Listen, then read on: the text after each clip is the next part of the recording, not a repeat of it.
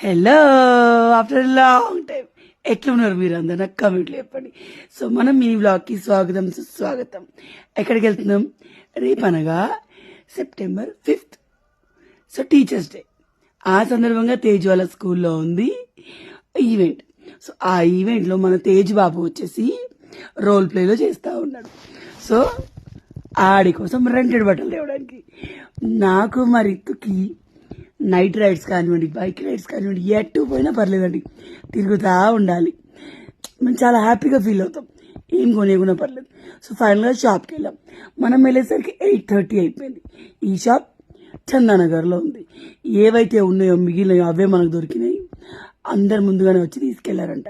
తేజాల school వాళ్ళు ఇచ్చిన dress ఇదే. సో చలో అవుట్ఫిట్ తీసుకున్నాము, బయట తినేసాము, ఇప్పుడు వెళ్తున్నాం ఇంటికి. సో మా పిల్లలు ఈ బండిని ఏ ఫెరారియో అనుకుంటారు.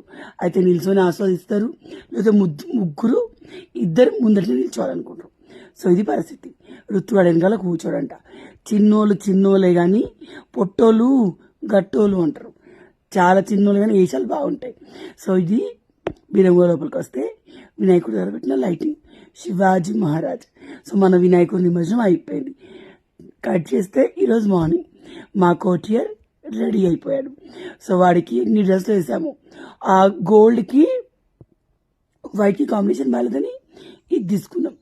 సో ఇది మా జహాఫనా ఫైనల్ లుక్. సాడ్ థింగ్ ఏంటంటే మనల్ని ఇన్వైట్ చేయలేదండి ఆ ఈవెంట్ చూడడానికి. సో పిల్లలు యాక్ట్ చేసినప్పుడు మనం చూస్తే ఇంకా బాగుంటుంది కదా.